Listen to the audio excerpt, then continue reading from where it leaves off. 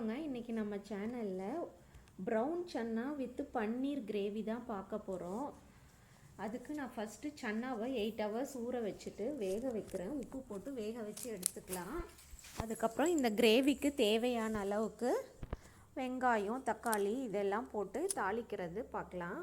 First நான் வேக வச்சு சன்னாவை எடுத்து வச்சுக்கிட்டேன். அடுத்தது கடாயில் எண்ணெய் விட்டுட்டு மசாலா நம்ம பிரியாணிக்கெலாம் ஆட் பண்ணுவோம்ல, பிரிஞ்சி இலை, கல்பாசி, அன்னாச்சி மொக்கு, ஸ்டார் அனைஸ்ன்னு சொல்லுவோம் இல்லையா, அதுக்கப்புறம் ஒரு ஏலக்காய், பச்சை ஏலக்காய் எல்லாத்தையும் போட்டு கடுகு போட்டு நல்லா இந்த எண்ணெயில் பொரிய விட்டு எடுத்திங்கன்னா அப்போ தான் உங்களுக்கு அந்த கிரேவியுடைய டேஸ்ட்டு கிடைக்கும். பாருங்கள், அன்னாச்சி மொக்கு, ஏலக்காய், கல்பாசி, பிரிஞ்சி இலை, கடுகு எல்லாம் போட்டு தாளித்து எண்ணெயில் நீங்கள் இதை வறுத்து எடுக்கும் போது தான், ரொம்ப நேரம் தீய விட்றாதீங்க, நல்லா வதக்கி எடுக்கும் போது அந்த கிரேவியுடைய கன்சிஸ்டன்சி டேஸ்ட்டு கிடைக்கும் உங்களுக்கு. அப்போ தான் அந்த கிரேவியுடைய டேஸ்ட்டு கிடைக்கும். அடுத்தது கடுகு போட்டு தாளிச்சிக்கலாம்.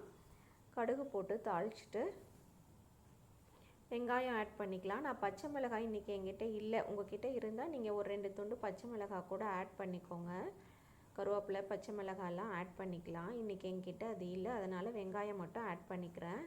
இந்த கிரேவி வந்து நீங்கள் தோசைக்கு, சப்பாத்திக்கு, ஈவன் நாங்கள்லாம் வந்து சம்டைம்ஸ் இந்த பன்னீர்லாம் ஆட் பண்ணாமல் வெறும் பட்டாணி சன்னா மட்டும் போட்டு வச்சா சாதத்துக்கு கூட இந்த கிரேவி ரொம்ப நல்லாயிருக்கும். ட்ரை பண்ணி பாருங்கள், ரொம்ப டேஸ்ட்டாக இருக்கும். தோசைக்கும் நல்லாயிருக்கும். ரொம்ப சிம்பிளாகவும் செஞ்சிடலாம். நீங்கள் வந்து வீட்டில் இருக்க இன்க்ரீடியன்ட்ஸ் வச்சு ரொம்ப சிம்பிளாக செஞ்சிடலாம். கரம் மசாலா அதெல்லாம் தேவையில்லை. நமக்கு யூஸ் பண்ணுற தனியாத்தூள், மிளகாத்தூள் இதை யூஸ் பண்ணியே நம்ம நல்ல ஒரு கிரேவி டேஸ்ட்டுக்கு, கடையில் செய்கிற அளவுக்கு கிரேவி டேஸ்ட்டுக்கு குருமா அளவுக்கு நம்ம ரெடி பண்ணிக்கலாம். என்னுடைய தனியாத்தூள் வந்து நான் எப்படி செய்கிறதுங்கிறது ஒரு நாளைக்கு உங்களுக்கு போஸ்ட் பண்ணுறேன். இப்போ நம்ம இதில் பன்னீர் ஆட் பண்ண போகிறோம் இல்லையா, அதனால் நெய் விட்டு நான் கொஞ்சம் மஞ்சத்தூள், மிளகாத்தூள், உப்பெல்லாம் லைட்டாக ஆட் பண்ணிவிட்டு பன்னீரை வறுத்து லேசாக வறுத்து எடுத்துக்கலாம். அப்போ தான் உங்களுக்கு வந்து அந்த பன்னீர் டேஸ்ட்டு கிடைக்கும். இல்லைனா ஒரு மாதிரி இருக்கும் ப்ளெயினாக. நீங்கள் வெறும் பன்னீர் உங்களுக்கு பிடிச்சா நீங்கள் ஆட் பண்ணிக்கோங்க. பட் நான் என்ன பண்ணுவேன், எப்போவுமே நெய்யில் கொஞ்சம் ரோஸ்ட் பண்ணிவிட்டு தான் பன்னீரை ஆட் பண்ணுவேன். அப்போ தான் ரொம்ப நல்லாயிருக்கும்.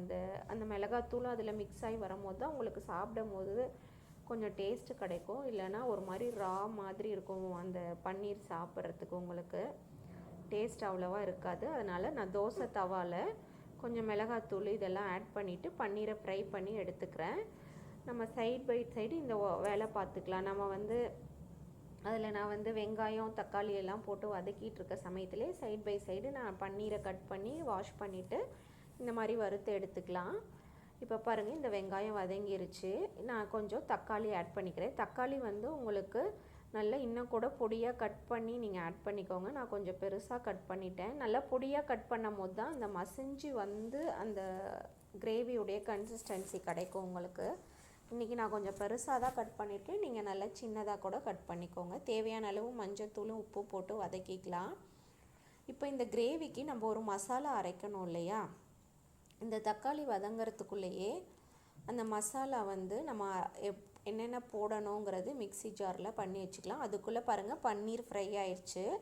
இப்போ இந்த மசாலாவுக்கு நான் ஜாரில் கொஞ்சம் அளவுக்கு தேங்காய், கொஞ்சம் பொட்டுக்கடல, முந்திரி கொஞ்சம் ஆட் பண்ணிக்கிறேன். ஒரு 4-5 முந்திரி ஆட் பண்ணிங்கன்னா உங்களுக்கு அந்த கெட்டியாக கிடைக்கும். ப்ளஸ் பட்டை, ஒரே ஒரு லவங்கம், கிராம்புன்னு சொல்லுவோம் இல்லையா, அதை ஆட் பண்ணிக்கிறேன். அதுக்கப்புறம் சோம்பு கொஞ்சம், கசகசா கொஞ்சம், இதெல்லாம் ஆட் பண்ணி நம்ம நல்லா பேஸ்ட்டு பதத்துக்கு அரைச்சி எடுத்துக்கலாம். இந்த பட்டை, லவங்கம், இந்த கசகசா தான் உங்களுக்கு, இந்த கிராம்பெல்லாம் தான் உங்களுக்கு அந்த கிரேவியுடைய டேஸ்ட்டு கொடுக்கும். நான் கொத்தமல்லி என்கிட்ட இல்லை, ஃப்ரெஷ் கொத்தமல்லி தழை, அதனால் நான் ஆட் பண்ணலை. இருந்தால் நீங்கள் கொத்தமல்லி தழை கூட ஆட் பண்ணிக்கோங்க, ரொம்ப நல்ல ஃப்ளேவர் கொடுக்கும். அது இன்னும் ரொம்ப நல்லாயிருக்கும். நம்ம பாருங்கள், இப்போ தக்காளி வதங்கி வந்துருச்சு. நீங்கள் சின்னதாக கட் பண்ணிங்கன்னா இன்னும் கூட மசிச்சு விட்டுக்கலாம். அந்த அளவுக்கு நீங்கள் தக்காளியை நல்லா கட் பண்ணி பொடியாக கட் பண்ணி ஆட் பண்ணிக்கோங்க. இப்போ நான் வேக வச்சு உப்பு போட்டு வேக வச்சுருக்க சன்னாவை இதில் ஆட் பண்ணிக்கிறேன். ஆட் பண்ணிவிட்டு இதுக்கு தேவையான அளவுக்கு உப்பு, தனியாத்தூள், மிளகாத்தூள். என்னுடைய தனியாத்தூள் வந்து நான் கரம் மசாலா மாதிரி அரைப்பேன். அதாவது பட்டை, லவங்கம் இந்த மாதிரி மசாலா ஐட்டம் போட்டு கொஞ்சம் அரைப்பேன். நான் ஒரு நாளைக்கு அந்த வீடியோவும் உங்களுக்கு நான் போடுறேன், என்னுடைய தனியாத்தூள் நான் எப்படி அரைக்கிறேங்கிறது.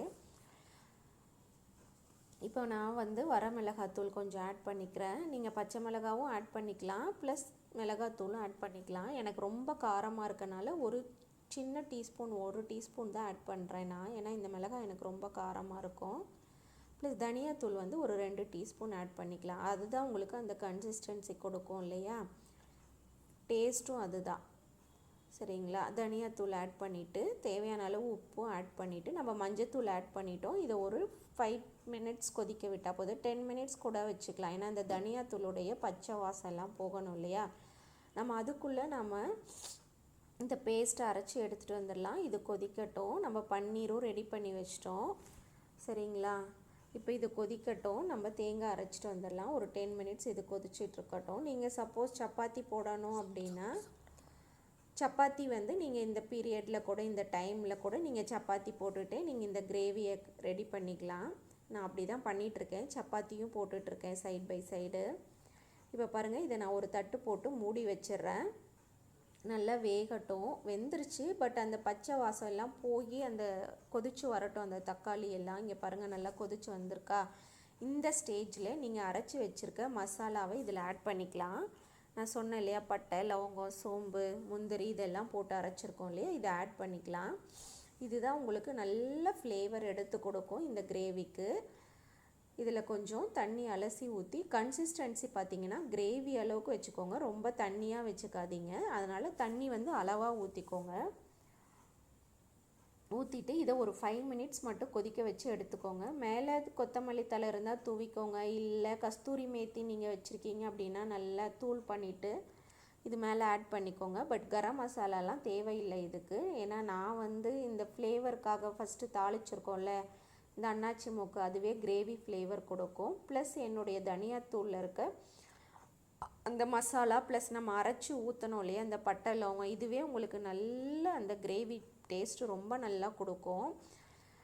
இப்போ பாருங்கள், இதை மறுபடியும் மூடி வச்சு நான் ஒரு 5 மினிட்ஸ் கொதிக்க வச்சுட்டு அதுக்கப்புறமா நம்ம பன்னீர் ஆட் பண்ணிக்கலாம். இதை நல்லா ட்ரை பண்ணி பாருங்கள். இப்போ பாருங்கள், நல்லா கொதிச்சு எண்ணெய் பிரிஞ்சு வந்திருக்கு தெரியுதுங்களா.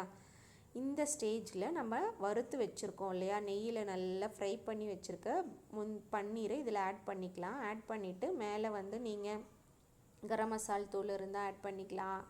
தேவையில்லைன்னா நம்ம எல்லாமே இதில் போட்டிருக்கோம், அதனால் கரம் மசால் தூளுன்னு இதுக்கு தனியாக தேவைப்படாது.